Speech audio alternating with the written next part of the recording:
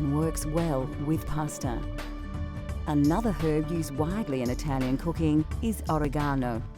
Offering a complementary flavour to basil, it is also commonly used in tomato-based dishes. Of course, garlic features heavily in Italian cooking right across the country. Fennel seeds lend a distinctive aniseed flavour to roasted meat or fish. Rosemary makes a wonderful addition to roasted meats and vegetables. Often included in salads and dressings, sage is probably most famous as the key herb in saltimbocca. Italian parsley is recognisable by its distinct flat leaf. Parsley is used in many meat dishes, soups and stocks. Italian food is most richly flavoured with herbs, but of course some spices do feature prominently. Coarse sea salt is used across the nation, although some regions, like Tuscany, use it very sparingly. Fresh dried black peppercorns, saffron and coriander feature prominently. Nutmeg is used in savoury dishes and desserts, and vanilla is a popular dessert spice. Ginger is rarely used in Italy, although it is very popular in the Apulia and Basilicata regions, showing just how diverse the cultural flavours of Italy are. Still to come on Cultural Flavours, Italy. We turn our freshly made pasta into a delicious mushroom taste sensation, and we discover the secret of making perfect, authentic Italian coffee. In Italy, wild mushrooms have always been a favourite part of the local cuisine. With mushrooms available everywhere, anybody can make this dish at home. You may even want to splash out on a famously expensive ingredient. The mushrooms have got a beautiful aroma, so they're able to put them in all sorts of dishes. They might cook it up as an omelette for the younger family, or pop it into another slow cooked meal so that it can be used in very many different ways. They'll actually even put them into some sort of cheese, especially the truffles, so that they can continue to have the truffles mature in their lovely cheese.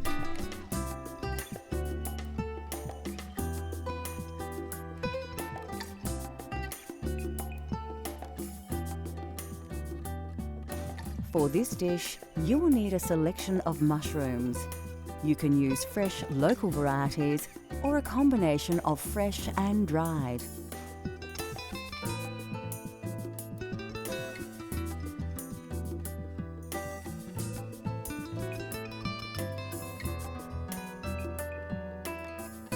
You will also need a dash of olive oil and some dry vermouth. First, take your Italian parsley and chop it finely. It's important to use fresh parsley in your pasta dishes, as the dried alternative can lack flavour. Put it aside, as you will need to add it to your dish much later. The next step is to slice your mushrooms. The trick here is to try and keep the size uniform so they cook evenly.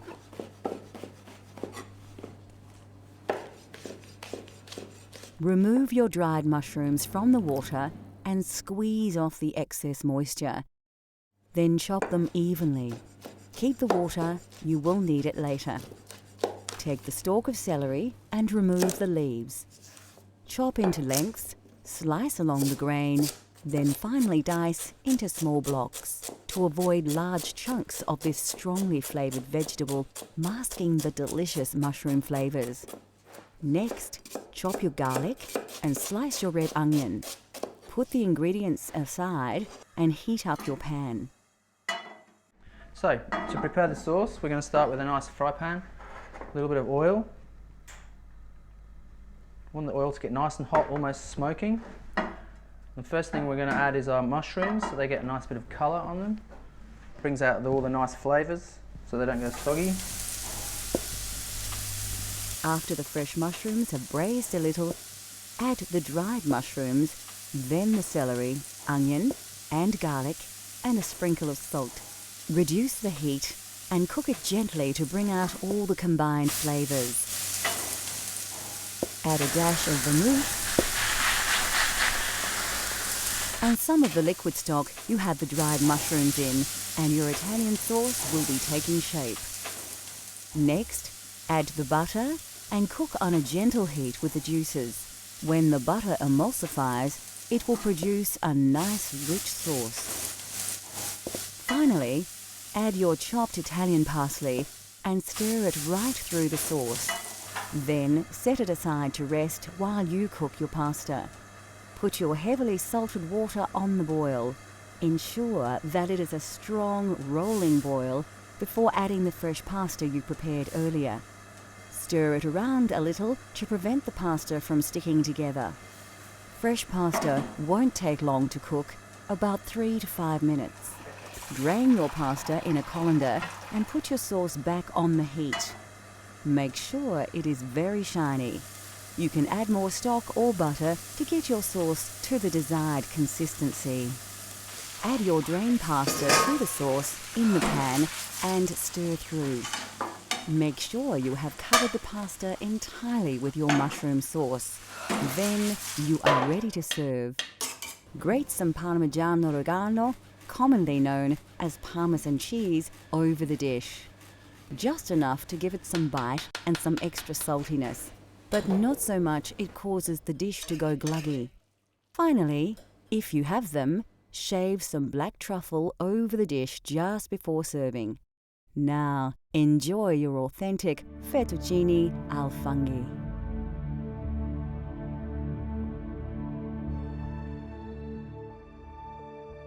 Italy is said to be one of the healthiest nations on the planet, and this is in large to do with a healthy diet, rich in vegetables and vegetable oils.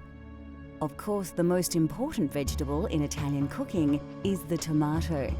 There are many varieties of tomato that are used in soups, sauces, and pasta dishes. Brought to Italy in the 18th century, the tomato has become synonymous with Italian cuisine. The Italians love fresh vegetables and are famous for their salad dishes. Brought to Italy in medieval times, cucumbers are now part of Italian culinary culture. Root vegetables like carrots, radish, turnips, and beetroot all feature prominently in Italian cuisine, as do onions and leeks.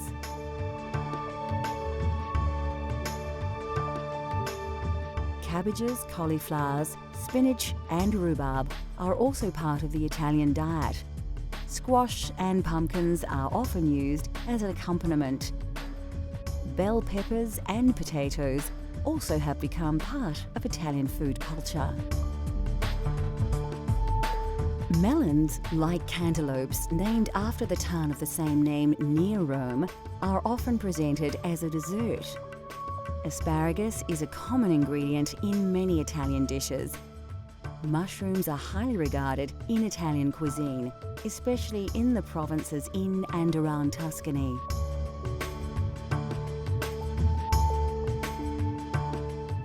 Of course, Italian cooking features all kinds of mushrooms, especially the porcini mushroom, but you can use local varieties in your own Italian-inspired dishes.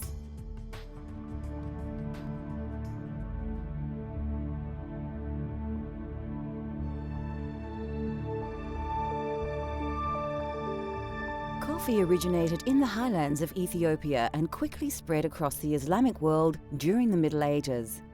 It was only introduced to Europe via Italy as late as the 16th century by Venetian merchants who had been trading with Muslims from the East.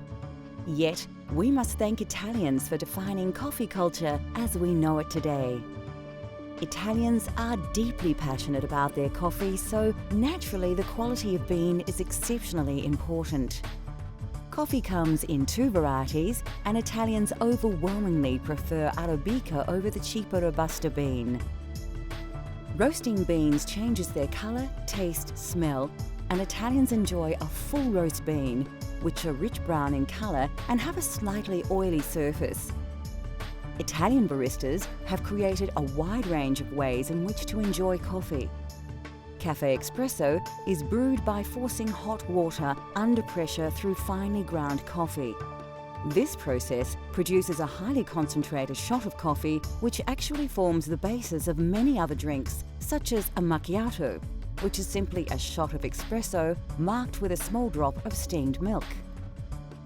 The most well-known Italian-style coffee is, of course, the cappuccino, and this cultural flavour of Italy has become increasingly popular right across the globe.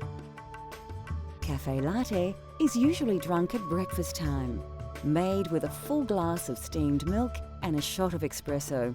This wholesome drink provides the perfect start to the day for many Italians. Coffee is drunk in a variety of ways, but generally speaking, Italians only add milk earlier in the day. With the exception of breakfast, coffee is rarely served alone and is usually enjoyed after a meal. The drinks, the roasting styles, barista techniques and the popular social aspects of drinking coffee have all been heavily influenced by Italy's love of the coffee bean. Next on Cultural Flavours, Italy.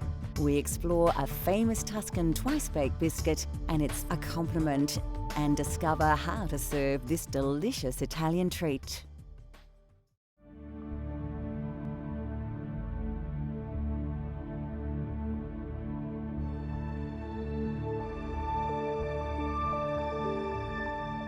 There are hundreds of types of pasta, but generally authentic pasta is made from durum wheat flour or semolina, which accounts for its yellow tinge.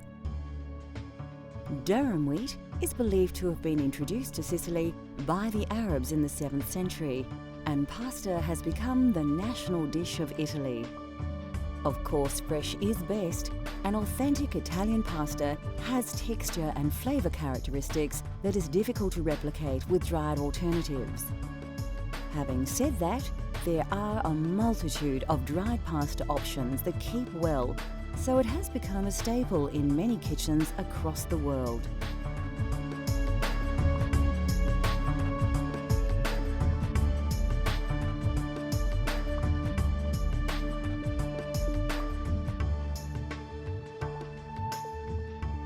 Italy produces 25% of all the olives grown globally from hundreds of varieties of olive tree.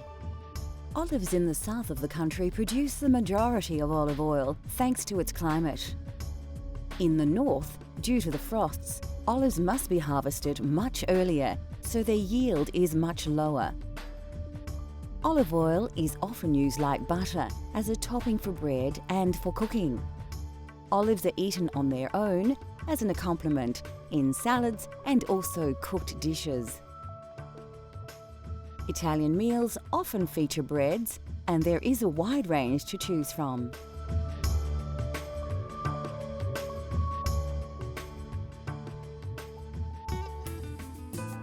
Italian food is rich with tradition, and there are few foods more traditional than biscotti.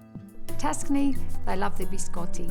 So they'll go to the local market and they'll get their flour and their sugar and the nuts, whatever nuts mum wants to use that might be in season, and they'll go home and there it will be in their beautiful kitchen, and they'll start mixing the flour, the eggs, the butter, the nuts, and then they'll roll and then they'll bake. And then with the biscotti, they need to slice them again, and then they'll need to rebake, so it's the double baked biscuit. That process, of course, brings the family together because it takes quite a long time for them to be able to do that. And then more especially, those biscotti are shared with their family and their friends. And because they are so hot and so crisp, they'll be able to share them for the rest of the week.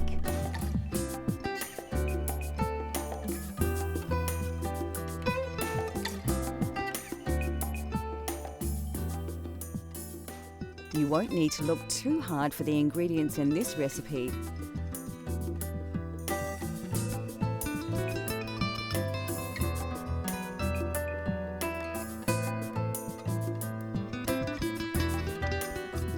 Place your butter in a bowl and add your caster sugar. Mix the ingredients with a spatula until you have a consistency like this. The technique here has more than a few similarities with pasta preparation. So, just like making pasta dough, add your first egg and mix it into the sugar and butter. Work the ingredients together to achieve a smooth paste. Do the same with all the eggs until you have a fairly liquid, smooth and even paste. The next step is to add your flour, but only a little, and mix it through. Just like the pasta, you don't want to add all the flour at once. This technique ensures you have a lump-free mixture. As you add the flour, it develops a more dough-like texture, but still a liquid. This is the time to add the other ingredients. Put your lemon zest and nuts in and give it a little stir. You'll soon realize that mixing with the spatula is no longer an option, and you will have to get your hands in. If your dough is still very sticky, add a little more flour until you can comfortably pick up the mixture without it falling and drooping from your hands. Take an oven tray and line with grease-proof paper. Place your biscotti dough, stretched out a little, on the tray, and now you are ready to place it in your 180 degrees Celsius preheated oven. Bake for about 25 minutes, or till firm. Remove the biscotti from the oven and allow to cool. When your loaf has reduced in temperature and feels firmer to the touch, you can place it on a cutting board and begin to slice into biscuits. Keep the slices thin and even. Lightly dust your papered oven tray with caster sugar and place the cut biscuits on the tray. Proceed to dust these with a little more caster sugar. Place back in the oven at 160 degrees Celsius for about 10 minutes. Your biscotti is now ready to serve, and there is no better way to enjoy biscotti than the traditional way. Although delicious on its own, biscotti is traditionally served with Vinsanto, or holy wine. You dip the biscotti into the Vinsanto and eat the biscuit, then dip again. Biscotti and Vinsanto are cultural flavour of Italy that you can enjoy at home. In a world where food is more often just consumed rather than savoured, Italian cooking has shown the way with simple, elegant dishes, uncomplicated flavours, and lightly seasoned sensations. Join us next time as we take you on another gastronomic journey so you can experience the tastes of the globe at home.